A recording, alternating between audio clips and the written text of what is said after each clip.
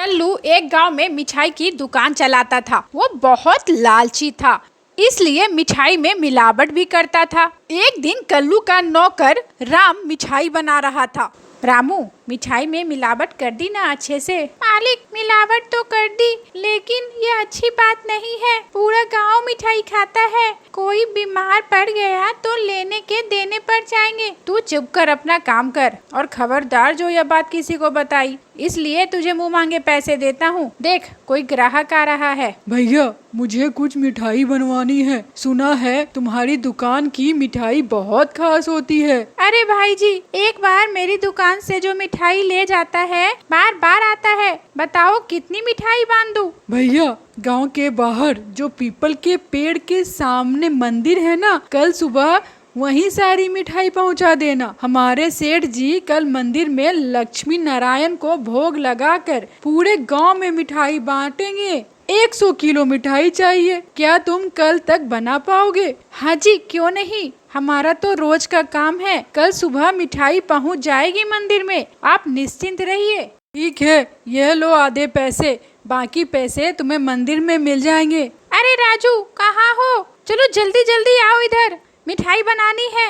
एक बहुत बड़ा ऑर्डर मिला है, चलो आओ जल्दी से, मिलकर दोनों मिठाई बनाते हैं। मालिक, कम से कम भगवान के प्रसाद में तो मिलावट मत कीजिए। चुप रहो, भगवान को क्या पता, और फिर बाद में तो यह मिलावट गांव वालों को ही खानी है। वो तो वैसे भी मेरी दुकान की मिठाई खाते हैं, उन्हें कुछ पता नहीं चलेगा। देखो, सारी मिठाई बनकर तैयार हो गई है, कल सुबह मंदिर पहुंचा देना है बस। अरे सुबह हो गया, मुझे मंदिर भी जाना है मिठाई लेकर।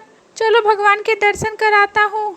लो, पहुँच गया मंदिर। भगवान, मुझे माफ कर दीजिए, मैंने भी उसी पापी का साथ दिया, उसने आज तो आपके भोग में ही मिलावट कर दी। बेटा, क्यों रो रहा है? क्या बात है?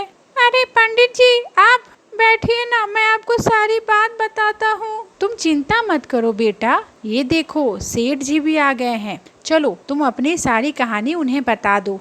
ठीक है पुजारी जी, मैं वापस दुकान जा रहा हूँ, अब मालिक के साथ ही यहाँ आऊँगा। राजू, आज तुम दुकान आने में देरी कर दी। चलो मिठाई लेकर, मंदिर भी जाना है, सेठ जी इंतजार कर रहे होंगे। ठीक है मालिक। सेठ जी, यह आपकी मिठाई तैयार हो गई है। कौन सी मिठाई?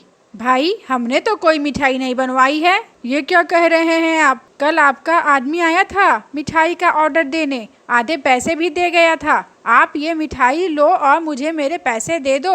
अरे क्या जबरदस्ती है, मैंने कोई मिठाई का ऑर्डर नहीं दिया है। तुम अपनी मिठाई लेकर जाओ यहाँ से। ठीक है सेठ जी, मैं जाता हूँ। क्या हुआ मालिक, उदास क्यों बैठे हैं? देखना राजू, कल तो वो आदमी आया था ना ऑर्डर देने, और आज वो खुद मिठाई लेने से मना कर दिया। अब इतनी मिठाई हम लोग करेंगे क्या, तुम ही बताओ। कल्लू भैया, तुम यहाँ पर बैठे हो, वहाँ देखो मंदिर में मिठाई बट रही है। एक सेठ जी आए हैं, बहुत स्वादिष्ट मिठाई बांट रहे हैं। जाओ तुम भी ले लो मिठाई, प्रसाद है भगवान का। क्या बोल रहे हो? मिठाई? मंदिर में मिठाई बट रही है? अभी चलकर देखता हूँ। अरे सेठ जी, आपको मिठाई बांटनी ही थी तो मेरी मिठाई क्यों नहीं ली? तुम्हारी मिठाई, मिलावट वाली मिठाई खिलाकर गांव वालों को बीमार नहीं कर सकता। इतना बड़ा पाप मैं कैसे कर सकता हूँ? और हाँ, इस मिठाई के साथ मैंने पूरे गांव में सबसे यह भी कह दिया कि तुम्हारी मिठाई में मिलावट है। आज के बाद कोई तुम्हारी दुकान से मिठाई नहीं खरीदे। हे लक्ष्मी नारायण, मुझसे बहुत बड़ी भूल हो गई। मैंने आपके प्रसाद में मिलावट की, इसी कारण मेरा व्यापार नष्ट हो गया। मुझ पर कृपा करो प्रभु, मुझे माफ कर दो प्रभु। आज के बाद मैं कभी मिलावट नहीं करूँगा। बेटा, तुम्हें तुम्हारे कर्मों का हिसाब तो चुकाना ही पड़ेगा, रोने से कुछ नहीं होगा। हाँ, सही कह रहे हैं पुजारी जी, आज से मेरा दुकान और कारोबार बंद। मैं यहीं मंदिर में रहकर हर दिन भगवान का प्रसाद बनाऊंगा, यहीं पर रहकर लक्ष्मी नारायण का गुणगान करूंगा। अब मुझे समझ में आ गया है कि ईश्वर के नाम में ही अमृत है। मुझे भी लक्ष्मी नारायण का धन मिल गया है, जिसके आगे इस दुनिया का सारा धन फीका है। जय है प्रभु, लक्ष्मी नारायण की जय हो।